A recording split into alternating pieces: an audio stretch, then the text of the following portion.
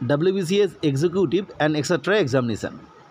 এই পরীক্ষার যে সিলেবাস বদল হচ্ছে তা আমরা পূর্বেই বহুদিন ধরে শুনে আসছিলাম এবং ইতিমধ্যে পিএসসি অর্থাৎ WBPS তাদের অফিসিয়াল ওয়েবসাইটে এই রিগার্ডিং তথ্য দিয়ে দিয়েছে এবং নতুন সিলেবাস কী হবে, এক্সাম প্যাটার্ন কী হবে সেটাও দিয়ে দিয়েছিল। কিন্তু সেই জায়গা থেকে আজকে যে তথ্যটা পাওয়া যাচ্ছে সেটা হচ্ছে পুরনো যে পদ্ধতি অর্থাৎ ওল্ড সিলেবাস, যেটা ওল্ড এক্সাম প্যাটার্ন, যেটা অর্থাৎ MCQ প্যাটার্ন, সেই প্যাটার্নেই পরীক্ষা হবে এবং পুরনো সিলেবাস যেটা সেই অনুযায়ী পরীক্ষা হওয়ার জন্য নতুন সিলেবাস যেটা দেওয়া হয়েছিল সেটা আপাতত স্থগিত করা হলো। এটা কিন্তু বিভিন্ন পেপারে উঠে এসেছে, আমরা দেখতেই পাচ্ছি একটা এখানে পেপার কাটিং, যে পুরনো সিলেবাসই WBCS পরীক্ষা গ্রহণের সিদ্ধান্ত বহাল রাখলো রাজ্য সরকার। ফলে এই যে UPSC ধাঁচে পরীক্ষা বা IAS ধাঁচের যে পরীক্ষা বলা হচ্ছে, এই পরীক্ষা না হওয়ার জন্য, ওল্ড সিলেবাসে পরীক্ষা হওয়ার জন্য ছাত্রছাত্রী যারা পরীক্ষার জন্য প্রিপারেশান নিচ্ছ তাদের কি কি সুবিধা হবে, খুব ইম্পর্টেন্ট জায়গা।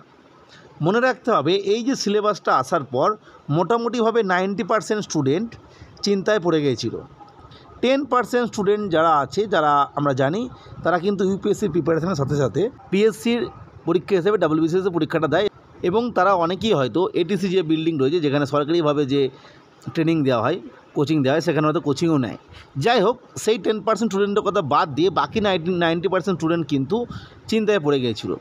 সেই চিন্তাটা দূর হলো। আমাদের মনে রাখতে হবে ইতিমধ্যে PSC WBCS 24-এর ইন্ডিকেটিভ অ্যাডভার্টাইজমেন্ট দিয়ে দিয়েছে এবং 25-এর যে নিউ সিলেবাস সেটাও দিয়ে দিয়েছে। এর জন্য যারা পুরনো স্টুডেন্ট তারা তো চিন্তায় পড়েছিলেন এবং যারা নতুন স্টুডেন্ট তারাও চিন্তায় পড়ে গেছে। কারণটা কি, পুরনো স্টুডেন্ট যারা, তোমরা প্রত্যেকেই জানো যে একটা স্টুডেন্ট বর্তমানে দেখা গেল কোনো একটা WBCS-এর কোনো একটা ইয়ারের প্রিলি পরীক্ষা দিয়েছে, তার আগের ইয়ারের মেন পরীক্ষা দিয়েছে, ইভেন তার আগের ইয়ারের দেখা যাবে ইন্টারভিউ দিয়েছে। কারণ আমরা দেখেছি 2 বা 3টে পরীক্ষা একই সঙ্গে রানিং থাকে WBCS-এর ক্ষেত্রে, রিসেন্ট গত 4-5 বছর এটা দেখা যাচ্ছে। ফলে যে পরীক্ষার্থী 23-এর মেন দিয়ে বসে আছে, দেখা গেছে সে হয়তো 22-এর ইন্টারভিউ অলরেডি দিয়ে দিয়েছে এবং সে 24-এ পরীক্ষা দেবে। ফলে সে যদি 22, 23 এবং 24 তিনটে দিয়ে হয়তো পেলো না, তার ক্ষেত্রে গিয়ে WBCS 25-এর যে নিউ সিলেবাস এবং সেই অনুযায়ী নতুন করে প্রিপারেশান নেওয়া খুব সমস্যা এবং একটা চিন্তার ব্যাপার যে আদৌ কী হবে না হবে। ফলে এটা একটা সুবিধা হলো। বা যারা দীর্ঘদিন ধরে প্রিপারেশান নিচ্ছ তাদের প্রত্যেকে নোটসপত্র বই রেডি, সেই জায়গা থেকে পড়াশোনা করছো, ফলে নতুন পদ্ধতিতে গেলে একটু সমস্যা হতো। ফলে তারা একটা বিষয় কনফার্ম হয়ে গেলে যে আমাদের যে প্রিপারেশান স্ট্র্যাটেজি এতদিন চলছিল ওল্ড স্টুডেন্টদের ক্ষেত্রে সেটা দিয়েই কাজ চলবে। নিউ স্টুডেন্ট যারা ইতিমধ্যে একবারও পরীক্ষা দাওনি কিন্তু পরীক্ষা দেবে ভাবছো বা তার জন্য পড়াশোনা শুরু করেছো, তাদের তো চিন্তার বিষয়টা আরও বেশি।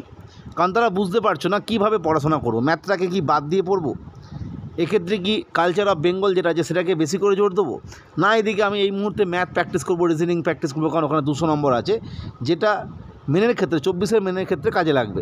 ফলে এই জায়গাটা নিশ্চিত হয়ে গেল যে একেবারেই ওই নতুন যে সিলেবাস সেটাকে বাদ দিয়ে পুরনো সিলেবাস অনুযায়ী সে একই রকম যে বই আছে, বাইবেল বুক যেগুলো WBCS-এর ক্ষেত্রে লক্ষ্মীকান্ত, রমেশ সিং বা নিতিন সিংহানিয়া স্যার বা এদিকে জীবন মুখোপাধ্যায় স্যারের বই, সোনালী বনসাল ম্যাডামের বই বা পুনম দাহিয়া দালাল ম্যাডামের বই, এই যে বইগুলো আছে যেগুলো পড়া হয়, এই সমস্ত বই পড়ি, যেভাবে প্রিপারেশান নেয় সেভাবেই চলবে। ফলে আপাততভাবে একটা কনফার্মেশন হয়ে গেল যে না, আপাতত অন্তত 2 বছর এই প্রসেসে চলবে। এই জায়গা থেকে অনেকে চিন্তার যে বিষয়, যে এটা কি অ্যাকচুয়ালি WBCS 24-এর কথা বলা হয়েছে না 25-এর কথা বলা হয়েছে।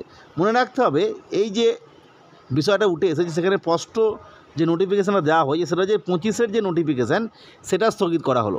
অর্থাৎ আমরা বুঝতে পারছি WBCS 24 কিন্তু ইতিমধ্যে একবার ইন্ডিকেটিভ অ্যাডভার্টাইজমেন্ট দিয়ে দিয়েছে এবং তার যে এক্সাম সিলেবাস সেটা কিন্তু পূর্বেই বলা হয়েছিল, তারা একটা নোটিশ দিয়ে যে 24-এ যে পুরনো পদ্ধতি পরীক্ষা হবে এটা PSC জানিয়েছিল এবং 25 থেকে নিউ সিলেবাসে পরীক্ষা হবে। ফলে আমরা বুঝতেই পারছি যেহেতু ওল্ড সিলেবাসে 24-এ পরীক্ষা হবে, ফলে 24-এর ক্ষেত্রে স্থগিত হওয়ার কোনো ব্যাপার নেই, অর্থাৎ স্থগিত হচ্ছে 25-এরটা। ফলে আমরা বুঝতে পারছি মিনিমাম 2 বছর কিন্তু ওল্ড সিলেবাসে পরীক্ষা হচ্ছে, এটা কনফার্ম, এবং এই ধরেই পড়াশোনা চালিয়ে যাও। যাই হোক, আজকে এই তথ্যটা শেয়ার করলাম। পরবর্তী আপডেট বা তথ্যের জন্য চ্যানেলটিকে সাবস্ক্রাইব করে রেখো। আজকের ভিডিও দেখার জন্য প্রত্যেককে অসংখ্য ধন্যবাদ।